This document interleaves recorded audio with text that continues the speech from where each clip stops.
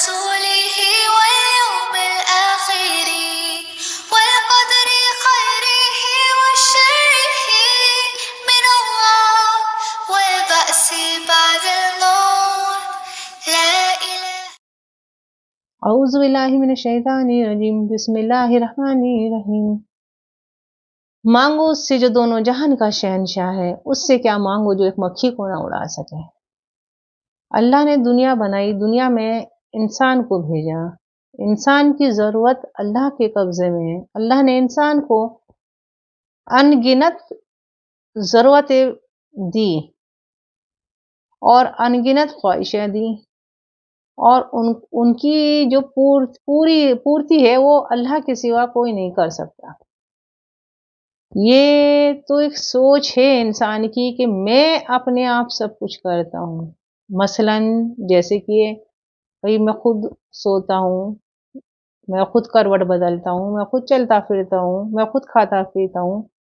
نہیں، ایسا نہیں ہے۔ اگر ایسا حقیقت میں ہوتا کہ انسان خود سوتا ہے، خود کروٹ بدلتا ہے، تو بھئی وہ جو بیمار انسان ہیں، جو بستروں پہ پڑے ہیں، جنہیں نیند نہیں آتی، سونے کے لیے نیند کی گولیاں لیتے ہیں، کروٹ نہیں بدل سکتے، کتنے بستروں پہ پڑے ہیں، کروٹ دلانے کے لیے دوسرا انسان کا سہارے کی ضرورت ہے، تو کوئی کتنے کان سے بہرے ہیں، منہ سے نہیں بول سکتے، کان سے نہیں سن سکتے، آنکھ سے نہیں دیکھ سکتے، تو یہ سب کچھ کیا؟ یہ سب کچھ دکھائی دے رہا ہے کہ سب کچھ اللہ کے قبضے میں ہے۔ انسان کی ضرورت سب کچھ اللہ کے قبضے میں ہے۔ بیماری ہو، خوشی ہو، کچھ بھی ہو، انسان کے قبضے میں کچھ نہیں ہے۔ انسان کو بس دکھائی دیتا ہے کہ یہ میں کر رہا ہوں، وہ کر رہا ہوں۔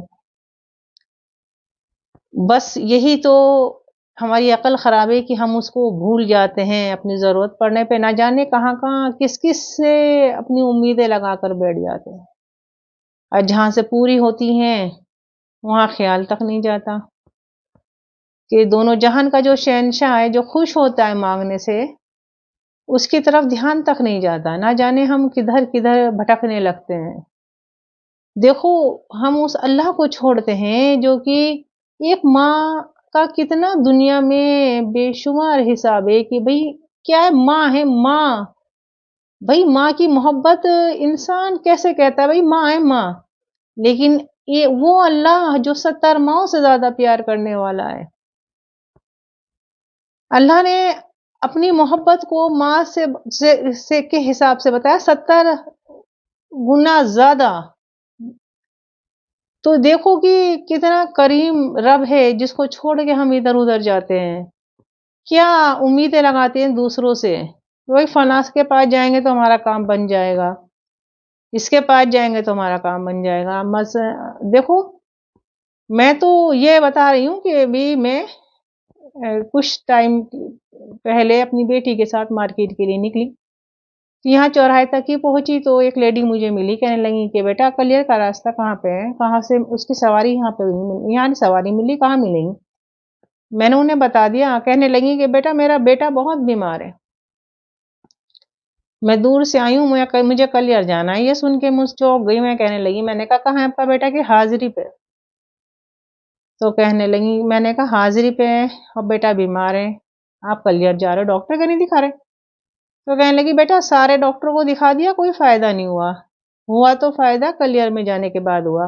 پتہ نہیں کیا کیا بیماریاں بتا رہی تھی، یہ تھا وہ تھا، کہ سب کچھ مطلب وہاں جا کے بالکل صحیح ہو گیا ان کا بچہ حاضری پہ۔ ابھی میں دیکھ کے ان کی شکل دیکھنے لگی، میں کہنے لگی کیا کہہ رہے ہو آپ کہ کلیئر جانے سے آپ کا بچہ صحیح ہو گیا؟ اگر اللہ نہ چاہتا تو صحیح ہو جاتا آپ کا بچہ۔ کہنے لگی نہیں بیٹا وہیں جا کے صحیح ہوا، سارے ڈاکٹروں کو دکھا دیا، کوئی فائدہ نہیں ہوا۔ تو میں نے کہا دیکھو، کوئی مرا ہوا آدمی بھی مکھی تک نہیں اڑا سکتا، تو دوسروں کو کیا دے گا وہ؟ یہ بات سننی تھی تو انہیں میرے سے چڑ ہو گئی ایک دم۔ کہنے لگی کہ میں نے بھائی اپنی آنکھ سے دیکھا ہے میرا بچہ کس قدر بیمار تھا، اب میں نے خبر سنی ہے کہ میرا بچہ صحیح ہو چکا ہے، مطلب صحیح ہے، پہلے سے فرق ہے۔ میں کہنے لگی، میں نے کہا دیکھو، آپ کو یہ بات کا جواب تو دینا ہی ہوگا کہ کیا آپ نے کبھی، آپ کی اتنی عمر آ چکی ہے، آپ نے کبھی دیکھا ہے کسی مرے ہوئے آدمی کو کہ اس نے اپنے اوپر سے ایک مکھی بھی اڑائی ہے؟ تو کہنے لگی نہیں۔ پھر کہنے لگی یہ کیا ہے جو میرا بچہ صحیح ہوا ہے؟ میں نے کہا جی یہ وہ ہے جسے اللہ تعالیٰ یہ فرما رہے ہیں، اے میرے بندے، جو تو مجھ سے گمان رکھے گا میں تجھے تیرے ساتھ ویسے ہی کروں گا، جس راہ پہ تو چلنا چاہے گا میں تجھے اسی راہ پہ چلا دوں گا۔ یہ ہے عقیدہ۔ تو یہ اللہ تعالیٰ ہی فرما رہے ہیں، جس راہ پہ تو چلے گا میں تجھے چلا دوں گا، جیسا گمان رکھے گا میں کر دوں گا، اور اسے ہم کہتے ہیں عام طور سے عقیدہ۔ تو عقیدہ یہ عقیدہ ہے، تو کہنے لگیں کہ اس پہ چڑ تو نہیں تھی، خیر سمجھ میں ان کے سب کچھ آ رہا تھا، لیکن ایک طریقے سے کہنا چاہیے عقیدہ درست نہیں تھا۔ سمجھ میں آ رہا ہے، ماننے کو تیار نہیں، لیکن تو عقیدہ درست نہیں تھا ان کا۔ یہی تو چیز ہے کہ ہمیں جب ذرا سی بھی پریشانی پیش آتی ہے تو ہم اپنا ایمان بھی کھونے کو تیار ہو جاتے ہیں اس ضرورت کو پورا کرنے کے لیے۔ ارے اللہ تعالیٰ تو آزماتا ہے پریشانی دے کر، یہ میرے بندے دیکھوں تو اس پریشانی میں اب کب تک مجھے یاد رکھتا ہے، اب کب مجھے بھول جاتا ہے، کب مجھے بھول جاتا ہے ذرا سی اپنی اس پریشانی سے نکلنے کے لیے۔ اللہ تعالیٰ تو انسان کو کوئی بھی خوشی دیں تب آزمائش ہے، پریشانی دیں تب آزمائش ہے، بیماری دیں تب آزمائش ہے، یہ تو آزمائش ہے انسان کے اوپر۔ تو بھائی ہم اگر اپنا عقیدہ درست کر لیں تو ہم اتنے بڑے گناہ سے بچ سکتے ہیں۔ شرک میں یہ تو بالکل کھلم کھلا شرک ہے، یہ تو گناہ ایسا گناہ ہے کہ جو کہ اللہ کے سوا کسی سے مانگنا اور کہنا فلاں سے صحیح ہوا جی، فلاں کی بیماری سے صحیح ہوا، فلاں کے علاج سے، بالکل شرک ہے یہ۔ اور شرک کی کیا ہے سزا یہ سبھی جانتے ہیں، اور یہ صرف ایک جائے گا کیا کہتے ہیں مزار پہ تو دوسرا انسان بھی اس کی دیکھے دکھائی چلے جانے لگے گا۔ یہ نہیں دیکھتے کہ بھائی ہم کر کیا رہے ہیں، دوسرا انسان صحیح کر رہا ہے غلط کر رہا ہے، جی کرنے سے مطلب جو کوئی یہ کرے اسے سب کو کرنے سے مطلب۔ بھائی میں تو یہ کہتی ہوں کہ اگر جہاں تم لوگ جا رہے ہو ان لوگوں میں اگر مطلب میں یہ کہنا چاہ رہی ہوں کہ اگر وہ انسان مطلب اب تو دنیا میں ہے نہیں، ان کے سامنے کتنی لیڈی بے پردہ جاتی ہیں، کیا انہیں کبھی برا نہیں لگا؟ انہوں نے ایک لات کھینچ کر نہیں ماری کہ تم میرے سامنے کیوں کھڑے ہو گئی، تمہیں یہ کام رہی ہے صبح ہوتی نہیں رات تک میرے سامنے ایک جاتی دوسری آگے کھڑی ہو جاتی، کم سے کم ایک دو کے مارتے تو تیسری کے آنے کی ہمت ہی نہ ہوتی وہاں پہ۔ تو انہوں نے کبھی ایسا نہیں کرا، وہیں جا کے انسان گڑ گڑا کے مانگتا ہے، اس اللہ کو چھوڑ دیتا ہے۔ کتنی افسوس کی بات ہے کہ ہم نے اپنے آپ کو اپنی ویلو ہی بھلا دی، کہ ہماری کوئی ویلو ہے، کہ ہم نے اپنے آپ کو اتنا گرا لیا نہ جانے اپنی عقل کو کھو کے۔ دیکھو ایک واقعہ ہے کہ موسیٰ علیہ السلام کے زمانے کا، موسیٰ علیہ السلام کے زمانے میں اللہ نے ایک قارون انسان، اللہ نے اس کو بہت زیادہ دولت عطا کی، اتنی دولت عطا کی اللہ نے کہ اس کی تجوریوں کی چابی جانوروں کے اوپر لٹ کر جایا کرتی۔ تو موسیٰ علیہ السلام نے اس سے زکوٰۃ کے لیے کہہ دیا۔ اس زمانے میں زکوٰۃ 10% ہوتی تھی، ہماری 2.5% زکوٰۃ۔ اب زکوٰۃ تو بہت بیٹھتی، اس نے کہا بھائی اتنی زکوٰۃ کون دے؟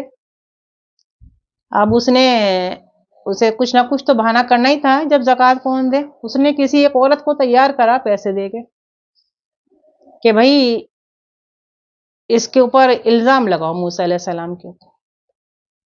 اب وہ عورت کو بھرے مجمع میں لے کر آیا اور کہنے لگا کہ یہ کیا کہتی ہے عورت؟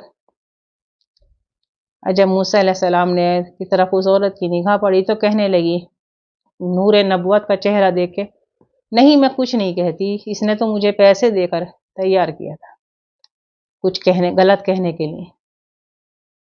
تو اس پہ موسیٰ علیہ السلام سجدے میں چلے گئے۔ اللہ تعالیٰ نے کہا کہ جو تو کہے گا زمین وہ کرے گی۔ زمین کو موسیٰ علیہ السلام جلال میں آئے، حکم دیا زمین کھل جا، قارون نے دھسنا زمین کے اندر شروع ہوا۔